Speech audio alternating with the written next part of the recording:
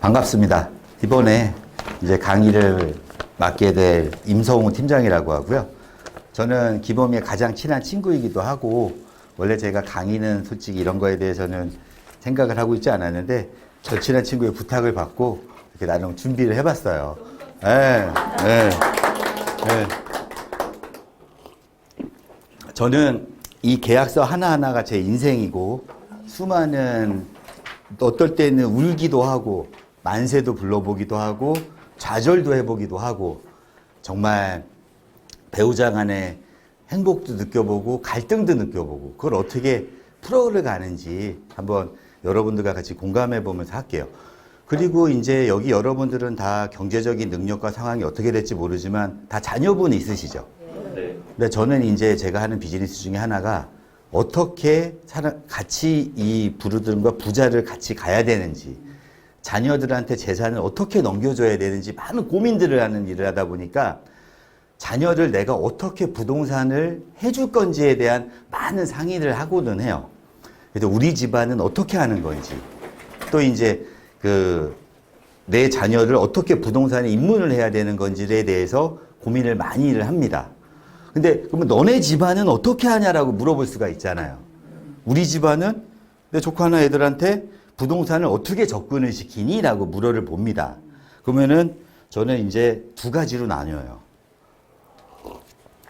애들을 자생적으로 부동산에 입문을 시켜서 눈을 뜨게 만들 건지, 아니면 얘네는 아무것도 몰라, 내가 다 알아서 할 건지 해서 저희 집안은 부모들이 다 알아서 합니다. 애들이 결정을 하지 못하게 해요.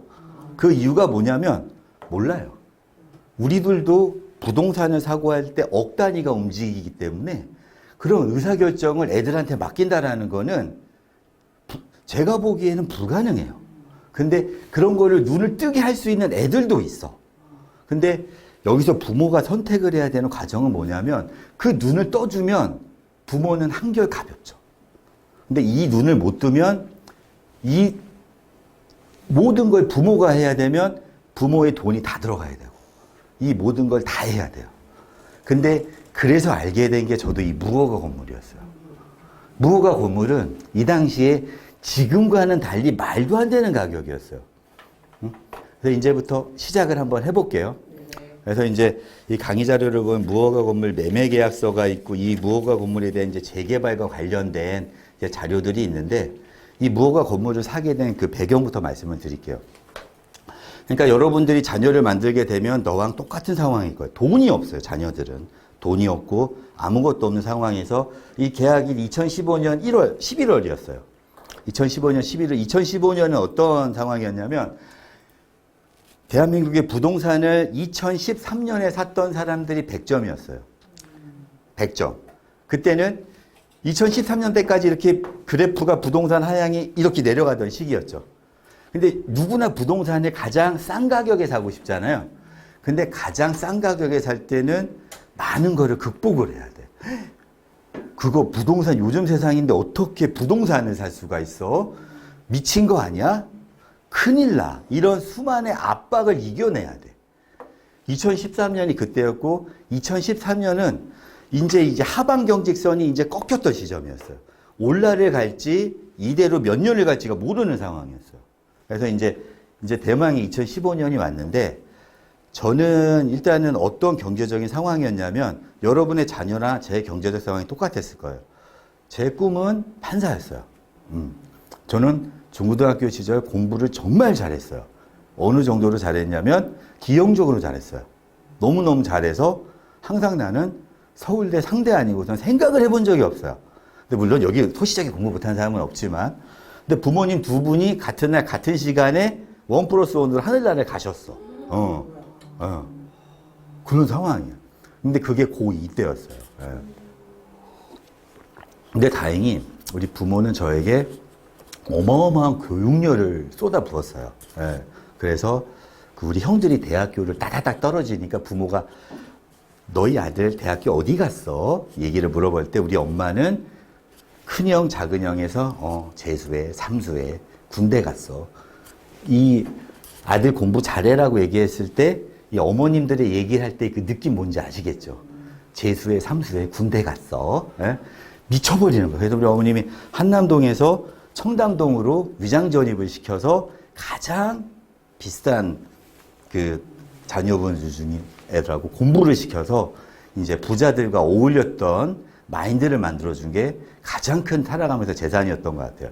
그때 어울렸던 중학교 친구들 할아버지가 은행장이 아니라 거의 뭐 장관들, 뭐 지점장도 아니에요. 거의 은행장, 그런 부자들 친구들과 어울리면서 부자들에 대한 꺼리낌이 없었던 게 가장 지금에 살면서 큰 재산인 것 같아요. 그래서 저는 아무리 돈을 많이 갖고 있고 성격이 지랄 같으면 고개를 확실히 숙입니다. 예. 그건 자본주의가 낳은 그거니까. 예. 그래서 저는 그래서 자본주의가 낳은 괴물이라고 할 수는 있겠지만 전 돈 앞에 반드시 머리를 숙이고 겸손해집니다. 그래서 이제 그렇게 해서 이제 삶을 살았는데 문제는 그 꿈을 꿨는데 13년 동안 고시 공부를 한 거야. 13년 동안 돈도 없는데. 그러면 사회에 나오니까 36살이에요. 36살인데 사회적 신분이 고시생이었어요. 사회적 신분이 고시생이면 어떤 상황이냐면 결혼정보회사가 있어요. 결혼정보회사 이렇게 위에 보면 판검산 상위를 차지하는데 고시생도 있거든요. 고시생의 이 순위는 농부, 어부, 광부 밑에 있어요. 아무런 인정이 되지 않는 상황에서 사회에 나왔는데 그 사회에 나왔던 게 제가 지금 여기가 2015년이죠. 제가 15년 전이니까 지금 몇 년이죠? 지금이 15년 전에 제가 사회에 처음 나왔으니까 2022년, 2008년이네요. 네. 그리고 나서 2013년에 결혼을 했어요. 그러면 재산이라는 게 있을 수가 없잖아요.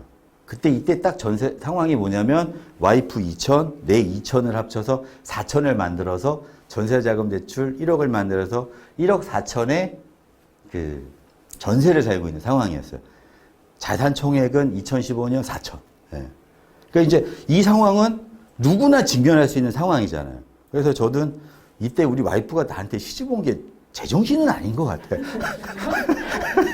제정신이고서는 도저히 이 상황에서 요즘 보면은 유튜브 보면은 남자 결혼 자금 3천인데 결혼을 한다? 여자들 입장에서 미친 거 아니야? 혹시 여기 딸 가진 부모가 결혼하는데 신랑이 집은 준비했어? 돈이 없어. 전재산 2천 있다는데 전세자금 대출 받아서 조그만 방 2칸짜리를 만들어서 산다네. 그런 상황을 할 때 어떤 딸을 시집 보내겠어요. 근데 솔직히 얘기해서 저는 제 딸이 그런 상황에서 결혼을 한다면 결혼식장까지 들어가서 이런 말을 할 것 같아. 내가 모든 걸 다 수습을 할 테니 지금이더라도 나한테 얘기를 해다오. 내가 다 깰게. 난 그럴 것 같아. 전 그럴 것 같아요. 전 그럴 것 같아요. 그러니까 이 상황이 이랬어요. 근데 정말 하늘이 도와서 좋은 여자를 만나게 됐고 결혼을 했고 근데 이제 그 천에 이제 1억 4천짜리 이제 전세에 살면서도 정말 행복했어요. 그래서 정말 많은 사람들을 만나게 됐고 이런 와중에 집이란 거는 어떤 생각을 하고 있었냐면 한 달에 50, 100만 원 모으면 언젠가 나도 돈 모아서 사겠지. 예? 그런 생각 줄 하고 있다가 돈을 모으겠습니까? 100만 원씩 모으면 1년에 1000만 원 모으잖아요. 1000만 원 모으면 10년이면 1억 모으고. 그럼 아파트 값은 그대로 있겠어요? 가만히 있을 수가 없는 상황에서 운명의 전화가 와요. 하늘에서 예를 들어 전화가 오는데 거래처